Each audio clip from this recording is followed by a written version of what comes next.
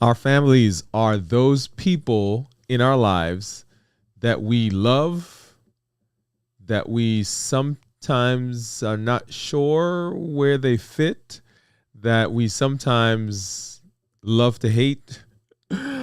Families, families, families.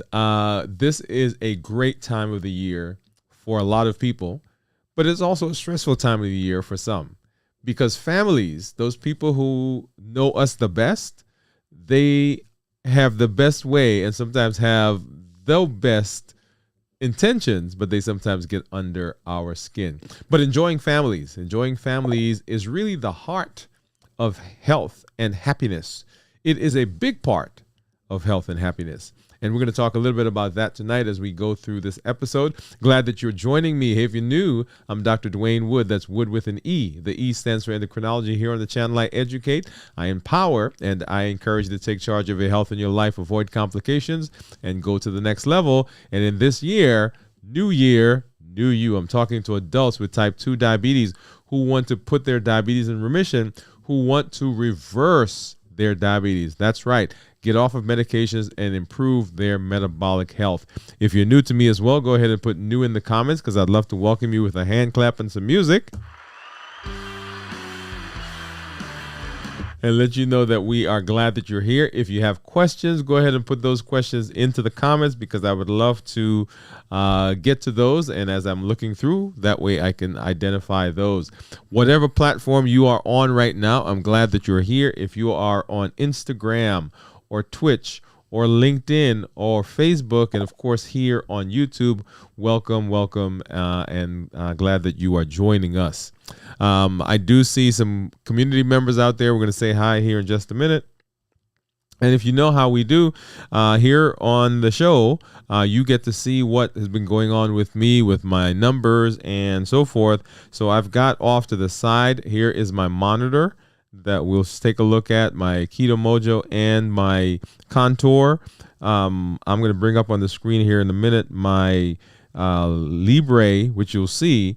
Down right below is normally what my glucose, my Dexcom report says. It doesn't show right now, but here is, you'll see there up in there, right over here. Yeah, right there. You'll see what my Libre is showing that my blood sugar is, and we'll take a look at that a little bit later.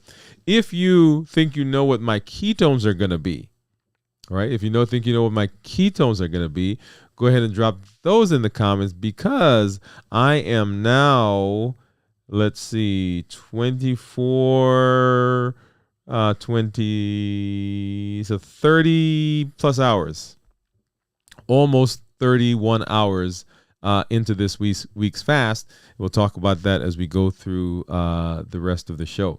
But let me hop over and say hello. And I do see, let's pop this one. I do see Juyan is out there, and she says, hi all, hello, hi all. Hello, doctor. This is great to see you. Thanks. Glad that you're here, Jion. Love my mom, but sometimes hate mom, but love so much again. Family can give heart and heart. Yes. Families are those people that know us the best, and sometimes those are the ones that can get under our skin the most, right? Because they do know us, they do know us the best. All right, so let's go ahead and let's set the tone for what we're doing and why we're doing this, and we get into our conversation. So in the New Year, New You process, New Year, New You, that's the journey that we've been on. And the New Year, New You process, the New Year, New Journey, I guess I should say, is with the intention of reversing diabetes. That is what the plan is. As you heard at the top of the show, I said I'm talking to adults with type 2 diabetes who want to reverse their diabetes, improve their metabolic health, get off of medications, right? So that is the premise, and that is the plan that we're working on. That is the journey that you are on. We're talking to adults with type 2 diabetes who want to reverse their diabetes. As we've moved along the journey, we've learned several tools, lots of different tools. In fact, tools like emotional intelligence, how to create a meal. We've learned about balanced bites, how to think about food as we are working through the process of improving our health. What kinds of foods should we eat? How often should we eat? What combination of food should we eat? Starchy vegetables, non-starchy vegetables, the benefit of proteins and ketones and fats. And all of those are tools that we've learned. And one of the tools that we've learned in the process is the tool of fasting. Fasting is amazing because it hits all of the pillars, the 3 pillars that we have that we talk about when we talk about reversing diabetes. That is decreasing insulin, suppressing the appetite, and of course, reducing sugar. So fasting as a tool hits all of those, because if we are fasting, then we're not eating, or we're cutting back on carbohydrates, so we've reduced sugar. Because we reduce sugar, then the insulin doesn't have to be produced as much in our body, or we don't have to take as much insulin from outside. So we've hit pillar number 1, which is reducing or decreasing insulin. And because insulin is an appetite stimulator, when we reduce insulin, then our appetite is reduced. So we've decreased insulin, we suppressed the appetite, and we have also reduced sugar. So fasting hits all of those. And so in the process of New Year, New You, in the process of learning, in the process of improving our health, how do we fast successfully? And here, that's where we are right now. So on a weekly basis, I do a 72-hour fast. Our community members have done fasting at various lengths, extended fasting, 72, 48, 96 hours we did 1 week, 106 hours we did 1 week. And people are doing fasting for lots of different phases. We've done shows where we talked about the different lengths of fasting. Go back and watch that. Those are on the channel. We've also done shows where we've talked about the particular type of fast and what disease process it is shown to improve. That is also on the channel. But how do we fast successfully? And what are some things that we need to pay attention to as we're fasting? And in the process of doing that, there are several other things that we learn as we talk about fasting. In this case, we're talking about how family, how community can help with our heart, help with our health, help with our happiness. Because that is a big part of the metabolic syndrome, the metabolic process. So those of you who are out there who are thinking, wait a minute, I'm not diabetic, so this is not for me, I want to encourage you that that is not the case. Diabetes is the prototypic metabolic disease. In other words, it is associated, has components of lots of other metabolic diseases. And you saw that there, high blood pressure, high cholesterol, coronary artery disease, fatty liver, polycystic ovarian syndrome, and on and on and on. And that's just a smattering. That's just a small portion of the things that diabetes encompasses or diabetes is associated with. So even if you're not diabetic, if you're pre-diabetic, if you struggle with weight, if you struggle with polycystic ovarian syndrome, if you are in the orbit, in the community with someone who is diabetic, this show, this episode, this process, this journey that we're on is also a journey for you. And you want to make sure that you stay by, because if we can find what works for diabetes as the prototypic disease, then those things will also be work. They will also work for other disease processes within that process, within that sphere. Okay. All right. So let's go ahead and hop over and let's take a look at my blood sugars. And you saw a little bit of that a minute ago. So here is my, this is my Freestyle Libre. This is a Freestyle Libre 3 Plus, I believe. And you'll see there for the last 12 hours that my blood sugar starting if you see that white squiggly line that's there near the middle of the bottom in the grayish green, that is the graph of my blood sugar. And you'll see that for most of today, I've been 150 or lower. And right at about, 6:30 or 7 o'clock, then it went below 100, and it's been kind of staying there for most of the last several hours. Let's go ahead and take a look at my Dexcom. This is my Dexcom G7. I think this is just a G7, not a G7 Plus. And you'll see if I do a 12-hour view, you'll see kind of the same thing there, that starting about 12 hours ago, we were, according to this, we were actually right below 150, and then hop up to about 150, and then has been dropping over the course of the afternoon to the point where, let's see if we could find a place where we drop below 100. Not quite yet, according to this. Just skirting right above 100. Okay, and let's go ahead and let's hop over and let's take a look at what my. Let me go back to this one. Take a look at what my monitors are showing.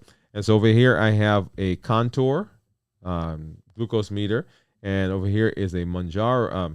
I said Manjaro, Keto Mojo, right? So Keto Mojo gives me both a glucose and it also gives me ketones. So let's go ahead and let's come over to this view. Grab a test strip for the Contour and get that in here. So this is Contour.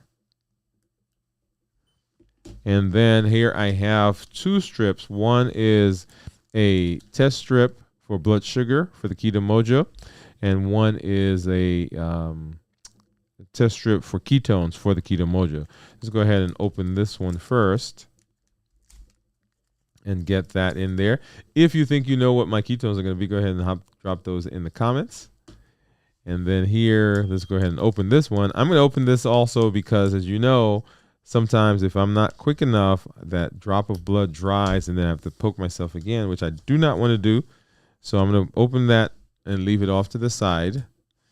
And let me do one thing real quick because I think this is maybe a little brighter than I want it to be. Let's see. Let's turn it down just a hair. Okay, is that better?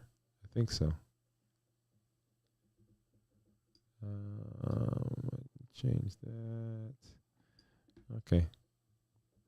All right, so that should be fine now. All right, so let's go ahead and I'm going to reach into my container and let's grab. Are they all done? No. As you know, I've become. Oh, there you go. Partial to. I've got several types of Lancets in here. I've got this one, and then of course some of these others. I like this one because it's simple and it gives me pretty much most of the time. It will give me the stick that I need and get me a drop of blood. So if I twist off the top here, you should be able to see there's a little needle. Let's see if I do it right there. See the needle? And so I'm just going to grab a finger. I don't use the Lansing device, right? I just find a finger and I poke it. And ow, ow, ow, ow. Hopefully that gives me a good drop of blood. Yes, it did, because it did hurt a little bit. Let's get that started. So that's my glucose for the Keto Mojo, and here it is for the Contour. And I'm going to go ahead and keep this milking because I need another drop of blood when I change. Okay, so 91 for the Keto Mojo, 96 for the Contour. And then, of course, on the screen, you'll see there, that is my Libre, and it says that it's 102. And as you are aware that those numbers can vary. In fact, the standard is that they can vary up to 20%. Now, if you're out there, you know that sometimes you have a glucose meter or you have a blood sugar that is much different from that 20%, and there are lots of reasons for that. All right, so let's move over here because I don't want you to quite see that yet. Go ahead and drop in the comments what do you think the ketones are going to be, all right? And we'll come back and we'll look at those in just a little while. Let me get that off the screen because I don't want you to see that accidentally. All right, and so we're talking about family. We're talking about family. And, you know, I come from a pretty big family. There are six boys, sorry, not six. My mom would go crazy. There are 3 boys, 3 girls, right? So that's my brothers and my sisters. And recently, well, I shouldn't say recently, but we're going to be seeing each other over the holidays. At least some of us are going to be seeing each other over the holidays. And when I think about family, family can be a catalyst for lots of change. Family can also be a catalyst for dysfunction. And so what we want to talk about is, what is the role of family? How does family really support us in our health and our happiness? Okay, so that's essentially what we're going to talk about. And this is a great time to talk about it, because we are coming into times of Thanksgiving and celebration. And so as you are approaching family, as you're getting ready to travel, as some of you are actually at the family's house right now, right, watching this, I want you to understand that, and this is probably the overriding thought, right? This is probably the overriding thought that I want you to get, is that family has a huge benefit to our health, because family is community. Family can also be the place where we find some of the most difficult relationships. But that doesn't mean that it is not worth the process of learning what needs to happen as we move into those spaces. Okay, I want you to hear me. Because if we can develop those relationships to the point where they are providing the benefit that we need, then family is a great place, a wonderful place for us to begin developing and for us to begin understanding how our bodies work, how our thoughts work, what things affect us, how to interact with each other, how to interact with other people, because we're talking about unlimited potential, unlimited living, limitless living. And if we're going to do that, then we have to understand that there are some spaces where we have to do some work, and family is that space like that. Okay? All right. So the role of family in health. So studies show that strong family bonds improve mental and physical health, and they reduce stress and anxiety. I almost don't need to say anything else, right? Because that right there encompasses a lot of what we do, and what we talk about in our health. So when they do studies on people who are in families that have strong family bonds, they see improvement in mental health because family supports us. Let's back up. Let's go back to some of the early conversations that people had when it comes to socialization, development, community, and our well-being. When studies were done way back when, babies who were connected did better than those babies who were not. So you pick the baby up. In fact, there's a whole group now that is involved with going to hospitals, going to the NICU, going to the ICU, and finding those children and giving them comfort, because perhaps mom is not able to do that right now. Mom may be sick. Mom is in the hospital herself. And so there are people who come by, and they're volunteers, and they sit and they rock the baby. They hold the baby. They feed the baby. And the connection that they get improves their mental health. The connection that they get leads long-term to better physical health. It leads long-term to the ability to manage anxiety and stress better, because there's connection, because there's family. Now, let me hasten to say that family, and we said family, but family takes a lot of different forms. I was talking to a gentleman recently, and he said, when I was young, my parents couldn't take care of me. And so they sent me to live with an uncle. And the uncle was basically who raised him.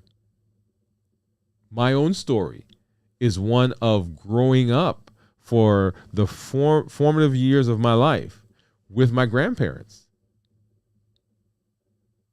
And so my family looked different until I moved to live with my parents. And then it looked different. And then I went away to college and university and went to medical school. And as I moved through each of those spaces, my family looked different. They had a different characteristic. And now, of course, we have a different shape of our family. So the connection that you make, the connections that you have, whether it's as you're growing up as a child or as you now are developing your own families, those connections are important because they help to improve mental health. They help to improve physical health. They help to reduce anxiety. They help you deal with stress. So your family may look much differently than someone else's, but the bonds are still there. A great place for family connections is at meal times, right? You guys remember the shows in the old shows, and here's the thing, and I have got to admit that sometimes we get so busy that we don't take the time to sit down at mealtime anymore. But in our house, we have a time where we sit and we eat. Of course, my son is always, he's eating, right? Because he's hanging out with the old folks, me and his mom. But family meal times have been shown to have better dietary habits. People who do that have better dietary habits, especially kids, because they get to see, they get to experience. It is a time of fellowship. So we're not just eating and rushing through the food, watching TV, playing a game on the phone, but we're actually engaging. And when we engage, we are mindful. There is some comfort that is surrounding the situation. And it's not necessarily that we're comforting with food. We're comforting with the community that we are part of, the family relationship, the family dynamics, the conversations that we have. When I come home, I ask my son, hey, how was school today? What did you guys learn? Before he goes to bed, I say, hey, tell me one thing about today. Right? So we're having those conversations. That happens around food. That happens around the table. That happens around mealtime. I said food, but I should say meal time, right? Because it's not just the food. Right? So emotional support from family can increase resilience. Resilience is that ability to bounce back when something doesn't go well, something doesn't go the way we expected, something doesn't go the way we anticipated, something doesn't go the way we planned. The ability to bounce back from that. A lot of the resilience that we have comes from the support that we get from community, from the family. And it motivates you in the middle of life's changes. So there are lots of things that happen. I think I've told you about a friend of ours who, when I was going through medical school and having difficulty, and I ran into him one day and I was explaining to him that, hey, I don't think this is for me. I don't think I'm going to do this. I don't think I can make it. And he said to me, Dr. Woode, I wasn't a doctor at the time. He said, Dr. Woode, you are a doctor. We just need to get you a degree. Part of my family. And we've adopted and attached ourselves to them. He's passed on now. But that was a way of helping me be resilient. So the support that I got from him, support I got from his family, really pushed me, carried me, supported me, sometimes dragged me in the process of being resilient and in the process of encouraging me to move on and to do what I needed to do to be able to be here so I can talk with you. Right. So look at that. That started years ago. He didn't know that he was helping me, putting me in a position so that I can now be here with you. So when we're with family, it helps us to adopt healthier habits. Healthier habits. So the great point right here. Habits, emotions, access, and taste. Right? Remember the heat model? Those are the triggers, right? We get triggered because of the habits we form around food, the routines that we've fallen into. We get triggered because of emotions, when we're happy, when we're sad, when we're glad, when we're mad, when we're frustrated, when we're tired, when we're bored. It pushes us to eat. We eat because of the things that are around us, the food that's around us, the things that are available, readily available, that we can just reach out and grab. If it weren't there, we wouldn't have eaten it. And we eat because of taste, what the memory of the food, what we felt like when we ate that food that time, when we were with that person, and how, right, all of that stuff is in there. When we are with family, when we have bonds, when we have connection with family, family helps us to cope with life rather than buffering with life. Buffering life. So remember, buffering, those are those behaviors that we put in place that really separate us from the things that are going on. This is why people become addicted. This is why people develop unhealthy ways of dealing with relationships. This is why people avoid, why people procrastinate, why people get involved with substance abuse, right? All those things. Why people eat, emotional eating. But when we have connection with family, when we are able to engage with family, when we are able to bond with family, the family provides support, the family provides comfort, the family provides the ability for us to be resilient, and we begin adopting healthy habits, healthy ways of dealing with things.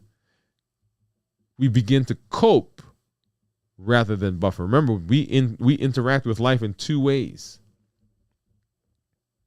We cope with it, that is finding ways of getting through life, moving through life, improving life, addressing things that are going on in our lives, or we buffer by avoiding. We buffer by putting up a wall. We buffer by ignoring. We buffer by delaying. But when we're in family, when we're in community, the family helps us to be better, helps us to develop coping skills rather than buffering behaviors. All right, so family meals, right? We talked a little bit about family meals. So family meals can be a pillar for connection.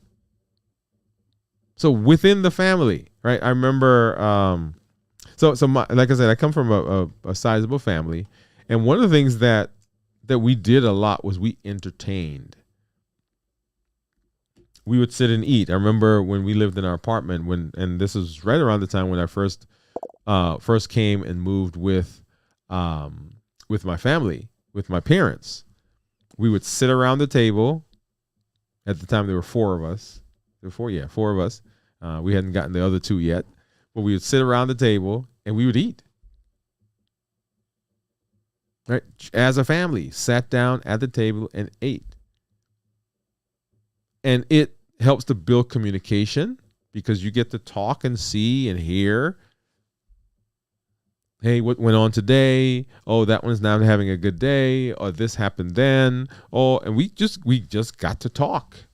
And it strengthens the relationship. Sometimes just having conversations strengthens relationships.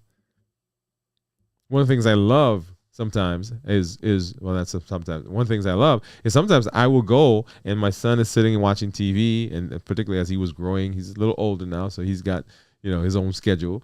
But I would sometimes just go and sit. Not necessarily because I wanted to say anything, not because I wanted us to do anything, but just to be in his space, be in his presence, for us to have time together. Because proximity sometimes will develop conversation. And conversation leads to connection. And connection leads to improved relationship. So number one, it helps to strengthen. This is talking about meals, right? A pillar, right? It strengthens communication, strengthens relationships. So how do we go about making family mealtime more meaningful? Number one, you ready? You ready? Turn off the screen and be fully present. Mindfulness, right? We talked about mindfulness before. So turn the screen off and be present here. So this isn't time for us to, everybody's on there. Have you ever been to the restaurant? Right, and you see some people sitting at the table, family maybe, and everybody's on their phones, scrolling. Right, turn off the screen, turn off the TV. Sometimes you're sitting and the TV is on over there, and there are people who are at the table and they're listening there. Right, they're not paying attention here. Turn off the screen. Number two, use mealtime as a time to discuss each other's days, your day, and the goals for today, tomorrow. What are we doing? Use it as that time. Say, okay, when we sit down, all the screens go off and we're just going to talk about what we do. What was your day like? I think I mentioned that we set every week when we do our devotion, we sit and we talk about, okay, what am I grateful for? Great place at the table while you're eating to talk about what was the day like? What were some challenges? What were some successes? In our community, a meetup, when we first get together, as we are getting into our conversation for whatever the meeting is, then we talk about, okay, what is a success? What is a win that you had this week? Sometimes we get caught up in the negative, but share, okay, what's a win? Right? So turn off the screen, use the meal at time to discuss each other's day and what the goals are. And do some simple meals. You don't have to be elaborate, right? Sometimes it's just a sandwich. Soup and salad, right? Get everybody involved, even if schedules are tight. Make it a plan. Okay, how are we going to do that? In fact, I've been given the task in our house to be the one to schedule weekend events, right? Social events. So if you got some suggestions, send them to me, because I'm thinking as we move into the new year, what are we going to be doing? Well, set time specifically for that, right? So creating that space. The next thing is creating traditions and shared experiences. There's nothing like having a group of people that are going through something to solidify that relationship.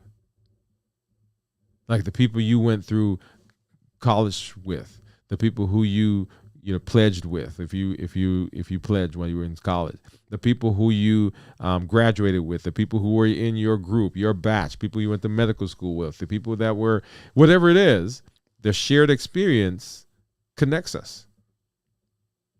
There are people now that I still reach out to. I've got a couple of groups, right, on my phone. And every now and then, or I should say now and then, I send a message, right? Holidays coming up. So they're going to get a message here in a couple of days, in a day or so, right? As we get into Thanksgiving and Christmas and, right? So all those things. And so they are, and I'm going to say this now, they probably aren't aware, but they are part of my community. I mean, they know that they're part of my community, but I reach out to them. I know they're there. And there are times as I'm moving through my space, I'm moving through whatever, I'll just send a message, hey, how's everybody doing? And because it's a connection for me, because they have a shared experience with me. And when I reach out, even though everybody doesn't always say, hey, I'm doing fine, and everybody doesn't always send pictures, right? When I reach out to them, right, I am connected to them. So the shared experience is an amazing one. So begin creating shared experiences. Right? Often we kind of wait for, okay, when something magnificent happens, then we get a connection. No, create some experiences. Develop. Say, okay, we're going to go and we're going to do this. Several years ago, and I'm not sure how many years ago now, we took a trip. We went to the beach. And it was the first time that we'd gone at that time of the year. But the next year I said, okay, no, let's go back. And next year something was coming up. I said, no, we're going back. And now that's our family tradition. We go that weekend. It doesn't matter what else is going on. As a matter of fact, we have not missed a year since then.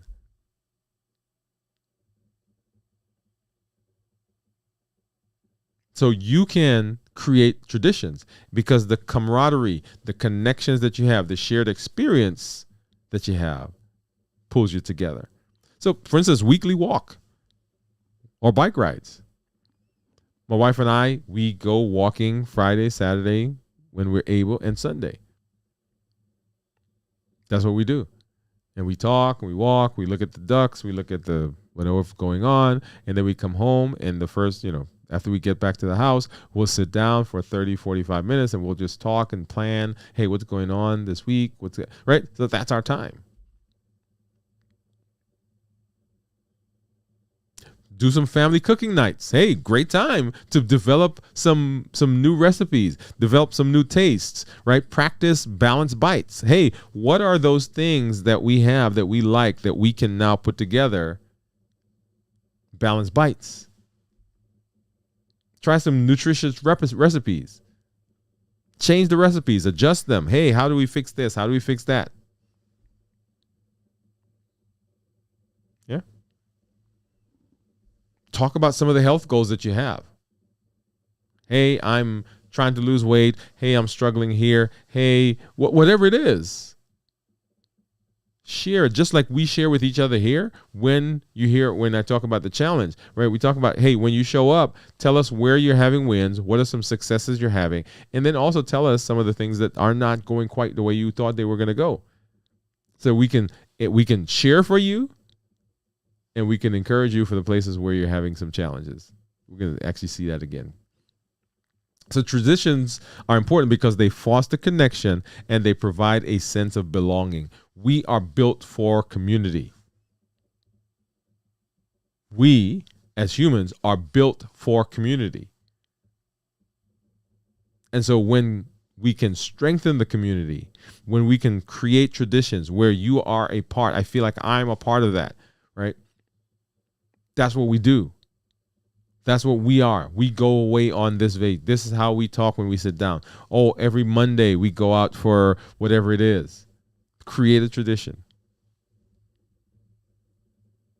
And then, how do we overcome challenges? So here's some strategies for overcome challenges and staying connected in a world when it's busy, because it is busy, right? So schedule family time intentionally. It's not going to happen because your schedule is busy. The other people in your family's schedule is busy. Like I just mentioned, my son is growing. And so I have a schedule. My wife has a schedule. He has a schedule. So we've got to coordinate all three of these schedules to be able to get everybody where they need to be and to have time together. And if we're not careful, honestly, we'll go through the entire week and we've not done for us what we need to do for family, for connection. Because there's a basketball game, there's piano lessons, there's the show that I'm doing, there's another show, I'm doing a check-in, right? My wife is doing her thing in her space. I'm seeing patients. We're at church. All of that. But you got to be intentional. Leverage technology. Do some virtual meetups. Just some random. Say, okay, hey, it's been a couple of days before we sat down, and I know everybody is in a space, and I just have a half an hour. I have an hour, but we're in different places. Let's talk. Technology is amazing. Use it. And then be flexible. flexible and compromise because you want to maintain those family bonds. Maintain those family bonds. This is a great place to talk about what's going on here in a couple of days.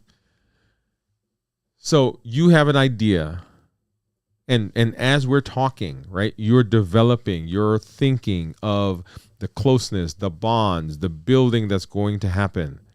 Be flexible and understand that it is a process. If you and your family have not been used to sitting down together and you show up one night and say, okay, everybody coming, we're sitting down and we're having dinner tonight, and from now on, guess what? They're going to get some pushback. Particularly if you have older kids, everybody has their own schedule, right? Everybody's used to being on their devices, being at a friend's house. That's not going to go easy. It's not going to go simply. So you got to ease into it. Same thing for what's going on here as we get into Thanksgiving and into the season. Allow for things not to go perfectly, but understand that every step that you take in that direction sets you up for success. Oh, what just happened there? Right? Every step that you take sets you up for success. And make sure that you are taking those steps. You're moving in that direction. Because if you don't move in that direction, it's just going to be another time that is not going to go the way you want it to go. And then celebrate. Celebrate your wins together. Celebrate your successes. Big wins, small wins, reinforce the wins, reinforce things, right? If you have academic achievements, right? We just did a honors ceremony here in town with our school age kids. Celebrate. Of course, as parents, we're snapping pictures, and my son's like, "What are you doing now?" Right? But yeah, I'm saying, yeah, because we've got we're recording this, we're celebrating. This is a great thing. And of course, when he's older, he'll say, "Oh yeah, I remember that." Celebrate the health milestones. Celebrate the fitness journey that you've been on. Do simple things to celebrate without breaking the bank. Get a certificate. In my office, when we have people who have reached an A1C that is in the target, that's below 7, for the first time, we make a big deal. We create a certificate. I take a picture with them, right? Celebrate those. And in your family, there are some health goals that you've reached. You've lost weight. Your A1C is for the first time in below 7. You are off medications. You feel healthy. You feel strong. You feel like you have energy. You're able to sleep. Those are wins that you can celebrate. Because what we're doing is we're creating for ourselves the thing that is going to help propel us into success. Remember, we're living limitless lives, right? Limitless living. And limitless living says there's nothing inside of me and there's nothing outside of me that's going to prevent me from doing what I need to do to set myself up to be healthy. Yeah. Awesome. All right. Now, so Ji-Yun, you didn't remind me, and I didn't remember that I was supposed to do a check-in. So let's go ahead and let's do a check-in. So as we talk about fasting, and now I'm 30, almost 31 and a half hours into this week's fast. Places where people talk about some of the challenges they have are how they feel physically, mentally, and emotionally. Physically, mentally, and emotionally. So physically, I am feeling energetic. I'm feeling strong. I'm not feeling like I'm dull. I'm not feeling like I'm fatigued. I did a good job of sleeping. And I did one of the reasons that I couldn't show the glucose report was I just upgraded my system and I got a new computer, and for some reason it won't display that, right? That monitor. But I was up last night doing that, and you will be proud of me. Even though I had a new toy, I did not stay up all night working on it. I set it to transfer the data, and I went to sleep. Although I fell asleep right here on the floor until this morning when my wife walked by. I bet she thought that was crazy. But yeah, all the lights were on. All the lights, right? All of these lights were on, and I said, okay, I'm just gonna lay down for a minute and come back up. And next thing I knew, it was the morning. Right, so I got good rest. The mental part coincides with the physical, because if you're not well rested. Oh, let me go back to physical for a minute. So I'm not feeling lightheaded, sweaty, dizzy. I'm not feeling palpitations like my heart's racing or skipping a beat. All of those I'm not feeling right now. People will say, though, particularly people who are on who've not done a good job of resting, they've not done a good job of drinking water, so staying hydrated, or if they're on medication like diabetes medications that haven't been adjusted. Okay, you can feel those as well. So always make sure that you're checking with your family doctor, your healthcare provider, and your healthcare team. So the mental goes in conjunction with the physical, because if you're not feeling well, then you don't think well. And I'm not feeling dull. I'm not feeling like foggy headed. I'm not feeling as though I'm in a bubble. And these are phrases that people use because I think I rested. And of course, I was excited to be here, and I'm excited about the season. And when I get off here, I've got some cooking that I'm going to be starting. Right. So all of that, just the excitement of that. So mental, I'm feeling energetic. My thought process is good. And then, of course, that leads into the emotional. I'm not feeling sad. I'm not feeling depressed. I'm not feeling despondent. I am actually looking forward to some time off, first of all. Some time to hang out with the family. We're going to go to some friend's house. Just looking forward to that. And so for me, this is a great space. This is a great space to be in. All right. And then I see that, Gian, you had a couple of questions. Let's see if I can grab those really quickly. I think I starred one of them up here. Let's see. There's one. Actually, you said there were a couple of questions that you had. Okay, here we are. All right. So let's start with the first one. Okay. So the first question was, actually, that was just a comment that you had there. Let me take that one off. Let's get for the question. So have you heard of carnivore? Yeah, so the carnivore diet is a diet, and so most of the diets that you have have one of two intentions. Right.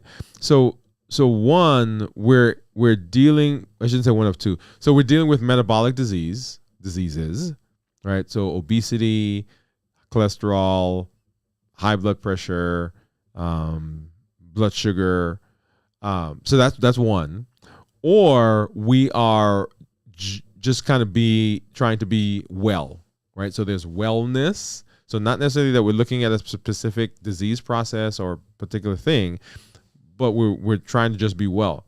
And so the carnivore diet is and back up. And so a lot of diets, one of the ways that they improve whatever they're looking at is by restricting carbs and decreasing calories. Okay, you want to lose weight, cut back on the calories, cut back on the carbs. If you want to improve blood sugar, cut back on the calories, cut back on the carbs. One of the things that we do, right, in fasting is we cover a lot of that with the fasting process, because we're cutting back on calories, we're cutting back on carbs, right? Reducing sugar, that's one of the pillars. We're improving our health, we're improving our weight, improving our blood sugar, improving our cholesterol, improving our hypertension, right? And so the carnivore diet is a diet that is very carb restricted.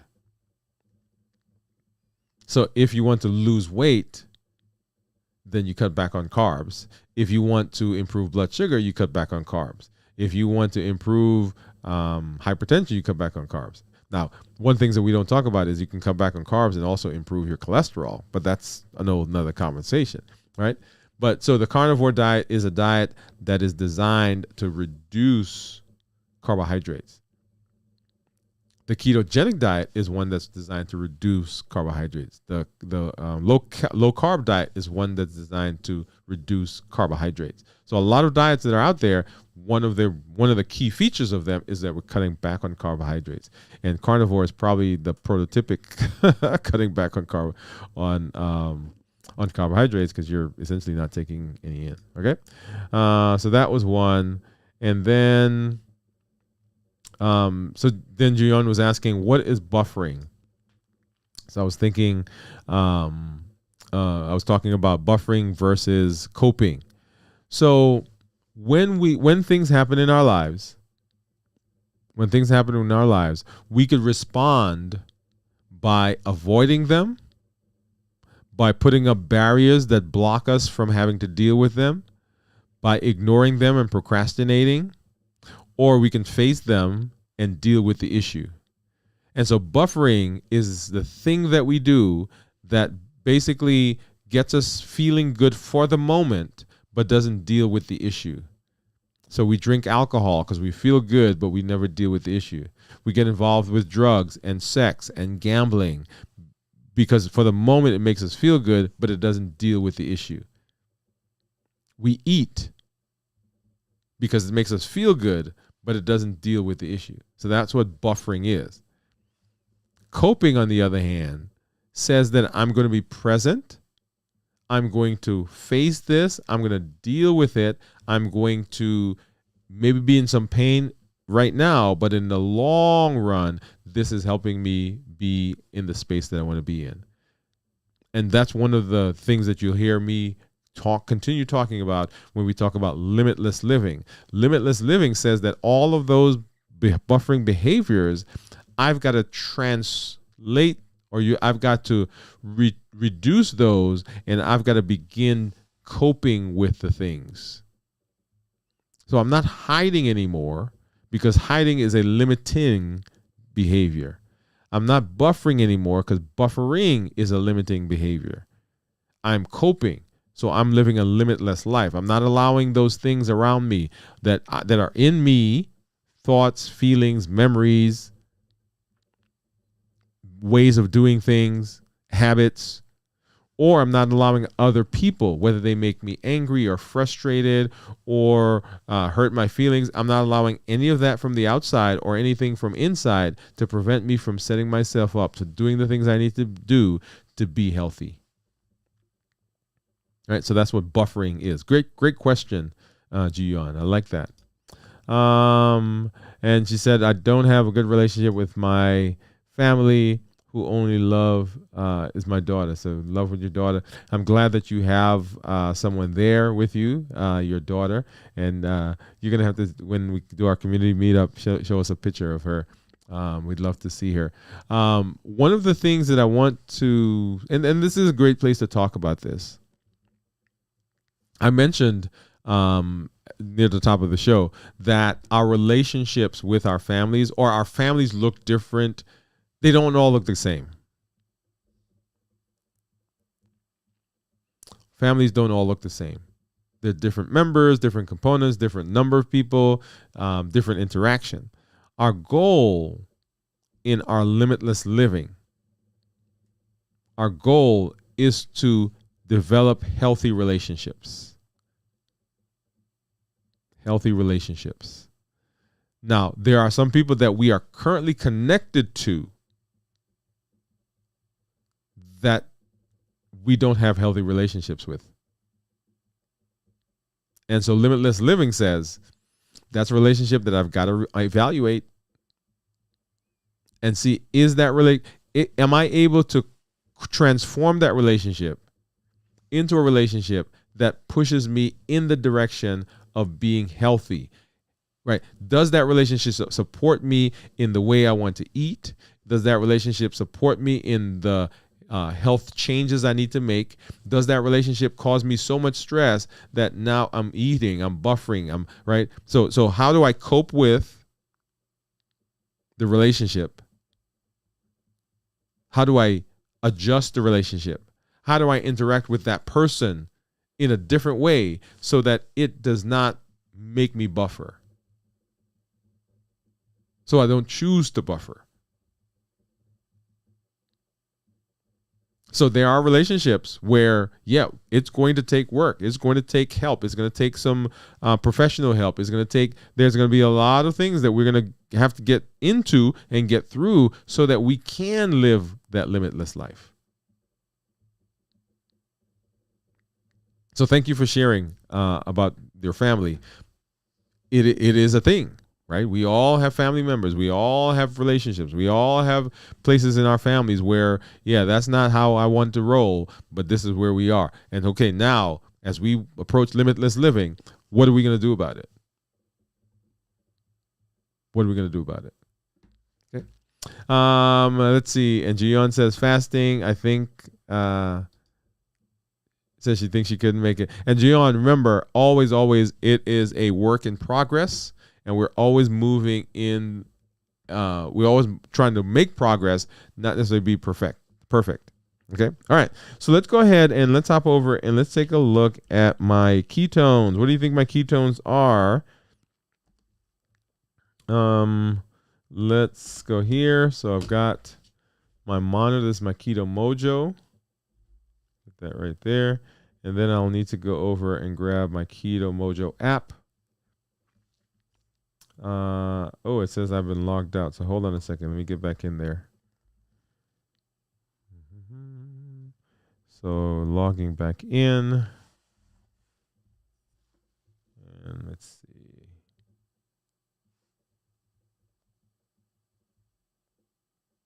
See if that works. All right. So yeah, so I'm back in. And it is syncing. Oh, I've got to turn this on. That's the other thing. So it has to be on for it to sync. All right. So, look at all that. It pulled all that stuff down. So let's see. So my glucose was 130. No, that's from yesterday. Let's go ahead and sync it again. I think it was pulling from, this thing, I've never synced this one, but that's not true. We've seen this. So it may take it a minute to get through all of the data. Okay. So while that's doing that, let's go ahead and let's talk a little bit about, well, not a little bit, but let's talk. Remember, unlimited living. You have unlimited potential. You have the ability at your fingertips. You have within you the ability to chart your metabolic, your health destiny. You can make choices right now that will set you up for health in the future. The things that you've done in the past, the mistakes you've made, the missteps that you've made, the complications that have happened as a result of that, that's in the past. Limitless living says that I'm not looking back there and pining over that. I am not in the process of living in regret. It happened. I should not have done that. Maybe I should have made different choices, but that's the choice I made. And now, what do I do from now going forward? Limitless living says, I'm giving that up. I'm not forgetting, but I'm letting go of that, and I'm moving into the future. Remember, you have the ability in your space. You have the ability to chart the course of your health. And we do that as we talk about the Triple E formula for success. We educate, we empower, and we encourage. The shows that we do, the blogs that we do, the podcasts that we do, all of that is with the intention of educating. We empower with the tools that we're learning, and we encourage with the community that you're a part of. Triple E formula for success. We educate, we empower, and we encourage. The other fascinating tool that we've learned and that you'll hear more and more of is this concept of balanced bites. We fuel our body. The things that we eat fuel our body, and we want to make sure that they are balanced, because if they're balanced, the balanced bites also hit the 3 pillars of reversing diabetes. Because if it's balanced, then we are not eating things that are highly processed. We're not eating things that are highly sugary. We're not eating things that are fundamentally or full of carbs. Right? We're balancing it. If we do that, we reduce sugar. Right? There you go. If we reduce sugar, then the body doesn't have to produce that much insulin. and we don't have to take that much insulin from outside. So we've decreased insulin. And because insulin goes down, and because of the things that happen to our palate and to our taste as we are working, as we're developing a new way of eating, then our appetite is suppressed. So once again, all three pillars are hit by balanced bites. So we're fueling our body. Every bite counts. Every bite counts. And so we're balancing what we're doing. Limitless Living says that we are going to be conscious. We are going to pay attention to what we're eating. Now, and let me say this to you. That does not mean that you are never going to eat ice cream, or that you're never going to have pasta, or you're never going to, whatever the thing is that you like. That doesn't mean that. It means, but that the general trend of what you're eating is looking to see what are the healthy things that I can eat. What are the things that are going to set me up for metabolic health? What are the things that are going to help me with the pillars? What are the choices I'm going to make to be balanced, right? So balanced bites. And balanced bites. So whole foods, right? Whole foods first. Minimize processing, minimize the processed foods, no added sugar, or decrease the added sugar, a lean protein, healthy fats, starchy and non-starchy vegetables, right? Because you're going to eat things that are flavorful, tasty, and the appropriate portion size. Because a lot of times it's not that we're eating the wrong thing, but we're just eating too much of the right thing. Okay. All right, and I think this is back. So let's go ahead and let's take a look here now. So, let's see, success. So 691 was my blood sugar, and then 0.9 were the ketones. And remember, ketones, when we talk about ketones that are 0.5, less than 0.5 are considered normal. 0.5 to 1.5 considered nutritional ketosis, and above 1.5 is considered therapeutic ketosis. So as we talk about the metabolic space, as we talk about ketogenic diet, as we talk about losing weight and diabetes and insulin sensitivity and so forth, we want ketones to be 0.5 or higher. Because 0.5 or higher, that's when we're burning sugar, we're burning fat for ketones. And there's a whole process that we'll talk about. Join us on Friday when we do our complete review of fasting, right? So join us tomorrow as we're continuing our fast. Remember, this week we're skipping Thursday because we normally do Wednesday, Thursday, Friday. This week we're doing Tuesday tonight, Wednesday. We're skipping Thursday for Thanksgiving, and then we're coming back on Friday and doing our show then. Okay, but 0.9 is where we are right now. I love that because that means that my body is burning this stuff right here, y'all. I want to get rid of some more of this. I've got a few more things that I'm working on, and you guys have seen my weight journey. We'll spend more time as we get into the new season talking about that, right? That's all part of the limitless living. If you were here last night, you saw me kind of roll out some of that. We'll do a lot more of that as we get into future shows. All right. So thank you. So my ketones, I love where they are. When you are here, right? When you are here, I want you to remember, I shouldn't say when you're here, but in your health journey, remember there are things that are going to push you. There are things that are going to push buttons. There are triggers, and the triggers are given by our HEAT model: habits, emotions, access, and taste. The habits that we form, the routines that we have, the ways we have of dealing with things, those habits will push us to eat. We eat because it's time to eat. We eat not because we're hungry, but it's that we went to the movies, so we're going to have popcorn. Somebody came to visit us, and we're going to sit down. We're going to have coffee. We're going to have tea. We're going to have some muffins. We're going to have a bagel. Not because we're hungry, but just that's what we do. Some of us, notice I say us, on Thanksgiving are going to sit, and there are some things that we really don't want it, but we're going to eat it because that's just what we do. So habits, emotions, when those emotions have gotten so high, when you're mad enough, when you're sad enough, when you're depressed enough, lonely enough, tired enough, when you're frustrated enough, that emotion is going to push through your decision that you made to not eat something or to eat in a different way. So managing emotions, limitless living, managing emotions. Access, when things are around us. We eat not because we wanted, but it's there. The emotions came. If it weren't there, we wouldn't have eaten it, but it's there. We didn't clean up the environment, and boom, there it is. And then we eat because of taste, because the taste reminds us of something. It reminds us of how we felt, what that thing did to us, the time that our parents were with us, the calm that we had, the security that we felt. All of those are reasons why we eat. Habits, emotions, access, and taste. Understanding your triggers are important, because you can then, once you understand the trigger, the question is, okay, what do we do now about it? And that's where the COPE model, where clarify, observe, pause, and execute. We'll talk more about that as we get into other shows.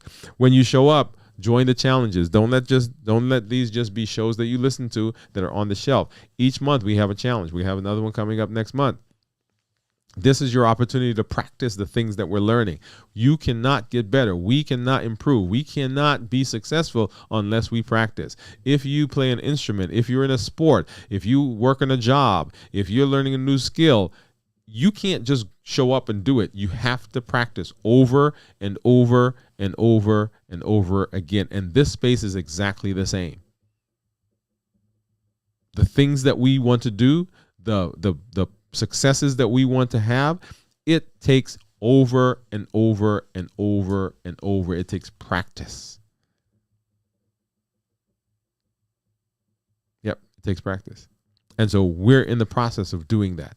Also, share your story. If you're having successes, let us know. We can celebrate. Yeah.